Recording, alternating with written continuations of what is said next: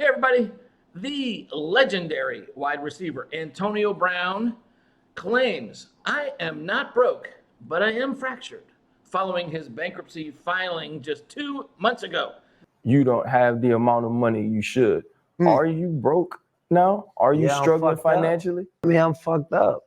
You know what I'm saying? I just can't comply with debt. It's all about protecting yourself. But yeah, I'm not, what I'm saying? I'm not broke, but I'm fractured. This is really unbelievable because within a very short span of 5 months, Antonio Brown went from having an estimated net worth of $20 million to filing bankruptcy and claiming he had a mere $50,000 in assets. During his 12-season professional football career, Antonio Brown was paid well over $80 million. How can he claim to just have $50,000 in assets today? How can he? It's unbelievable. And we're going to explore that in this video because my question is, what the hell happened to all that money and where did it go? Right. Now, what happened? We're not sure. It's a mystery, and I don't know if we'll ever know. But the point of this video is we want to learn from his mistakes and learn what not to do and what to do so that you can achieve your own financial success. That's right. So, huddle up, team. We are John and Tara Thorman, your financial success coaches, and we help entrepreneurs and influencers, business owners, and self-employed professionals to achieve financial freedom faster so you can enjoy it longer. That's right. Now, Antonio Brown's life is a great reminder of this financial truth.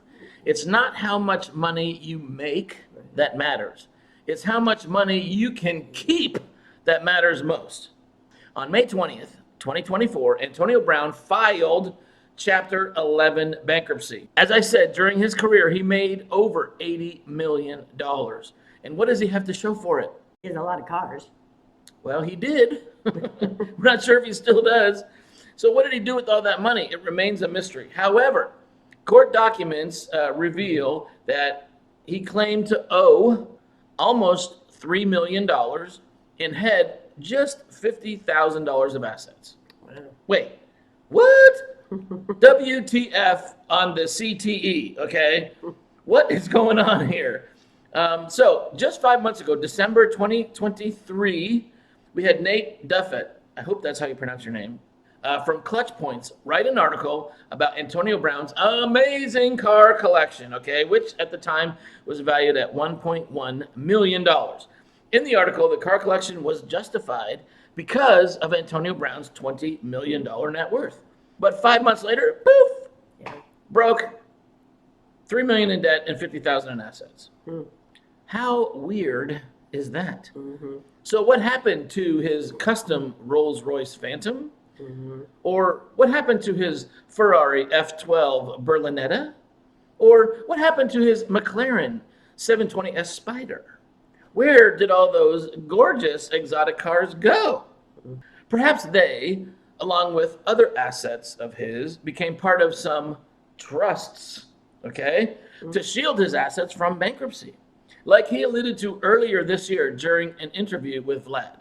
Everything in the trust, Vlad, Everything in the trust. Then there is his Florida residential real estate portfolio, which could be valued between 12 to $15 million. Where's that? I don't know. What's going to happen to that? I don't know. But what we do know is this. The primary residence in Florida can be excluded from his bankruptcy due to Florida's very generous homestead exemptions that protect the equity in your home. So if his primary residence in Fort Lauderdale is excluded from bankruptcy, he can continue to live in that $8, $9, or $10 million property and enjoy a lavish lifestyle, as long as he keeps making mortgage payments, which I'm guessing he has a very large but cheap mortgage, okay? But what about the other two properties? Well, he'll probably have to give them up or sell them and use the proceeds to help as part of this whole restructuring thing. This is one reason why a lot of entrepreneurs and celebrities and athletes choose Florida as their primary residence, is because of these very generous bankruptcy laws when it comes to your primary residence, but that falls second to the fact that in Florida, you don't pay any state income tax. So those jokers make bank, right? Make millions of dollars a year, and they don't have to pay any state income tax. Now, filing a Chapter 11 bankruptcy is probably the most complex and most expensive bankruptcy to file, but it allows you to restructure all of your debt and maybe write a bunch of it off, definitely reduce your monthly payments, and just change your whole financial situation so that your cash flow can support, your debt and your lifestyle going forward. Antonio's primary residence will likely be protected. Those other two properties won't be, unless somehow he has put those private properties, those other two properties, into some kind of a trust that can shield them from the bankruptcy, right. which he alluded to in an interview just a few months ago. Antonio Brown's financial life really emphasizes the fact that the more money you make, the more you will actually benefit from working with a financial coach and having a team of financial experts, which we like to call your A-team, okay? Your agents, advisors, attorneys, accountants, and bankers.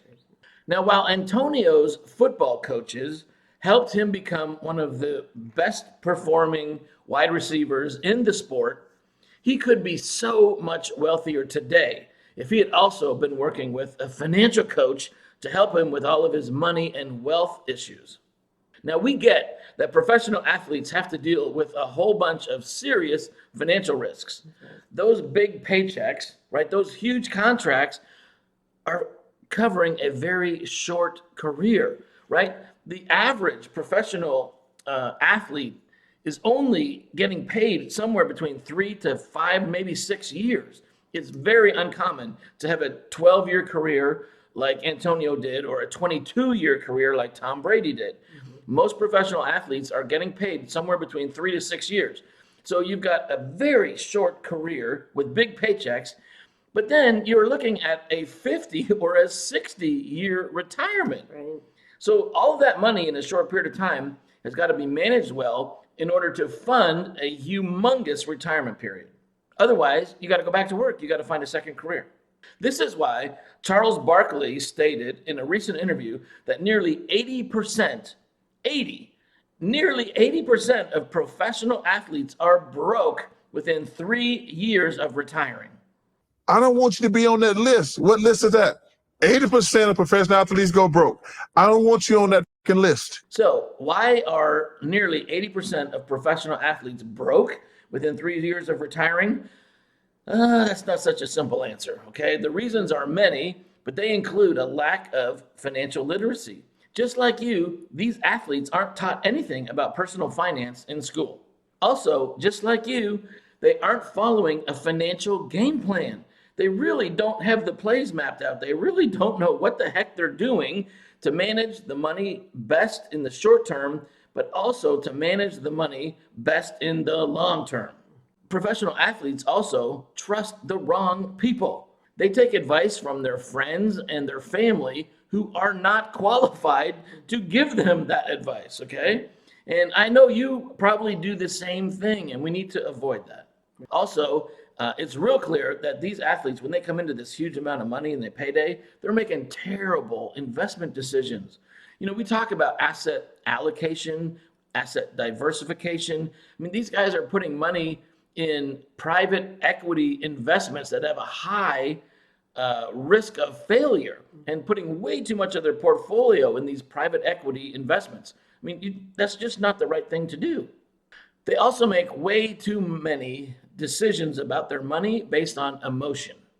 They allow the influence of friends and family and all these highly charged emotional circumstances and growing up with people, their homies from the hood, all this kind of mess, to influence their decisions. And that's not how you're supposed to manage your money. Did you like homies from the hood?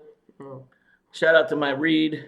Love you, man. Okay. But anyways, another big thing, as you'll see from this example from Shannon Sharp and Charles Barkley talking, a lot of times these guys, when they get paid, it's like now they need to show that they made it. Is it because, Charles, a lot of us come from Nothing. single-family homes. Yeah. We didn't have anything, and this is the first opportunity.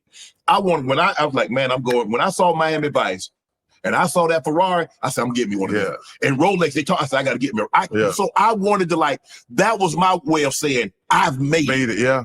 And so it's this very conspicuous, excessive consumption, buying the homes, the cars, the clothes, the jewelry, the luxuries, the vacations, spending ridiculous amounts of money on stuff to show that they made it and that they're wealthy, and they end up blowing all their money. It's better to look poor and be rich, right? Than to look rich and actually be poor. Our culture promotes consumption and a very short-term focus on money, celebrity, and self-indulgence. The trick is to not fall into that trap, okay? What we want to do instead is get a solid financial education, be disciplined, be diligent, work with a financial coach, and delay gratification. Invest your money first and spend the earnings from that investment, okay? Earn your financial freedom. Create long-term wealth and change the family legacy for generations. So, yes, I can see how Antonio Brown is not broke, but he is severely fractured, okay? He's also an object lesson in being financially irresponsible. I mean, seriously, the dude was paid over $80 million. He should have a fortune amassed at this point in his lifetime, and he claims to only have 50 grand, which I don't believe. I think he's got it stashed, okay? But he could have earned even more money if the dude just remained disciplined and focused and did his freaking job, okay? He totally dropped the ball and lost $30 million guaranteed signing bonus from the Oakland Raiders. 2019 was a very bad year for Antonio Brown, okay? His bad behavior got him fired from the Oakland Raiders before he could collect on that $30 million guaranteed signing bonus. And did he learn from that? No. He went on and then lost a $9 million signing bonus with the Patriots. That's like doubling down on dumb.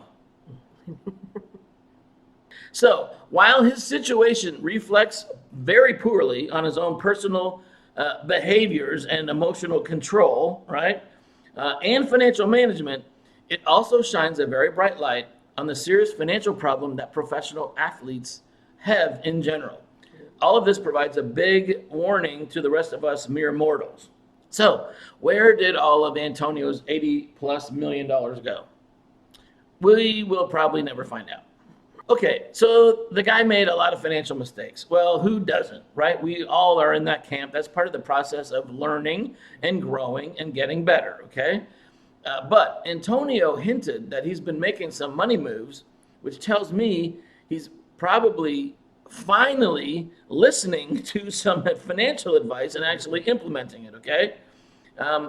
He hinted several months ago that he may have to file Chapter 11 bankruptcy to restructure his debts, and at the same time hinted to the use of trust to protect his money. Check this out.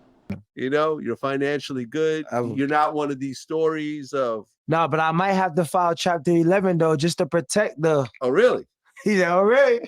Okay. Yeah, that way you could take away the look debt, at Vlad. Donald Trump. Yeah, they just wipe away the debt. That way So, no one hey, can take nothing from you. You know, I mean, it happens to the best Everything of in the us. trust, Vlad, you know? Everything in the trust. So, is Antonio Brown really broke?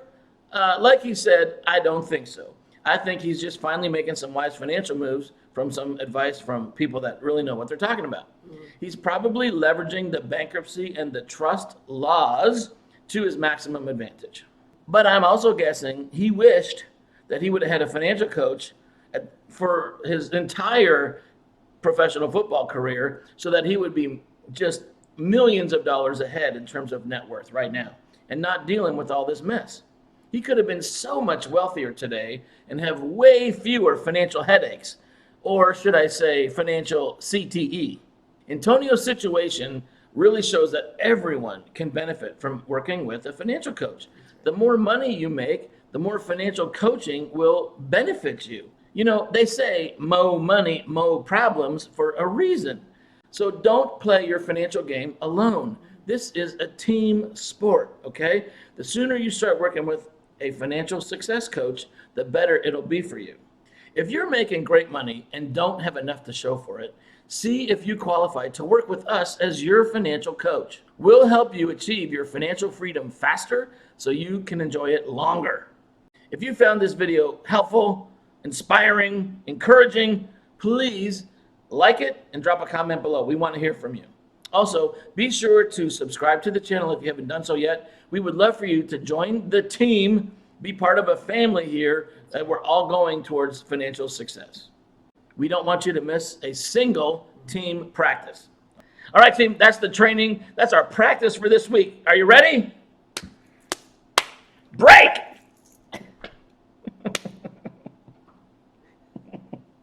We'll see you on the next video.